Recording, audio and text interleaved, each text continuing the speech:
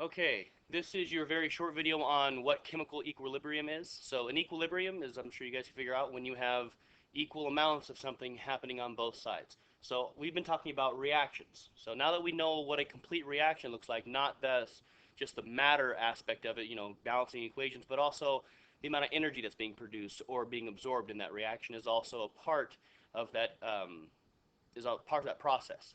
So what a chemical equilibrium is when you have the rate of reaction of both the forward and backward reactions being the same. So you're like, well, what do you mean a forward-backward reaction? So understand, all reactions have the potential to be reversed. So for example, I look at this H2O, and then on one side, on my left side, and then on my right side, I have H2 and O2. Okay. Well, H2O, I left the coefficients out. Okay. But water can produce H2 and O2, but it's also possible for H2 and O2 to produce H2O. So they can go back and forth. That's what we call a reversible reaction. And most reactions have the potential to do that. So when we have equal rates of reaction, meaning the equal forward reaction, meaning going from left to right, and the equal reverse reaction, which is going from right to left, when the rates of those reactions are the same, okay, we say that that system is at chemical equilibrium, okay, or at dynamic equilibrium. So what is a rate of reaction? A rate of reaction is the speed at which the change over a given amount of time. So the change I'm referring to is chemical reaction. So as I'm going from H2O to H2 and O2, okay, however fast I'm making H2 and O2, okay, that's my rate of the forward reaction. But I'm also going to have a rate of a reverse reaction. And when the rates of those two reactions are the same, then I say that that system is at equilibrium. Okay? So let's take a look at another example. Okay, so I have 2 moles of A making 2 moles of B, or 2 moles of A and 3 moles of B is going to be at equilibrium with 1 mole of C and 2 moles of D. Now I can say that this reaction is at equilibrium because I'm saying that the rate in which A and B is being produced is equal to the rate in which C and D is being produced. Meaning I am producing C and D, so C and D, I'm producing C and D, but at the same time I'm also doing the reverse reaction and producing A and B. Okay, so like I said, it's reversible.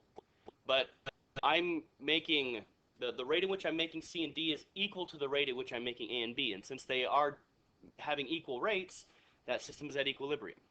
Now, just because, you know, that looks like an equal sign does not mean that the quantities of A and B and the quantities of C and D compared to each other are equal. That's not. That's not the case at all. So they are not equal as far as quantity is concerned. Okay? But what is equal is the rate in which I'm making C and D and the rate in which I'm making A and B. Okay? So remember, the amount of the reactants, which we normally consider the reactants to be on this side, right? And then the amounts of the products, which we normally would see on this side, which we could still refer to as reactants and products, okay, as being right side or left side and right side respectively.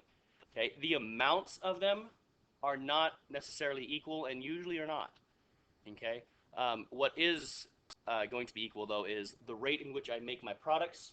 Okay, so how much C and D do I make per second, and how much A and B do I make per second?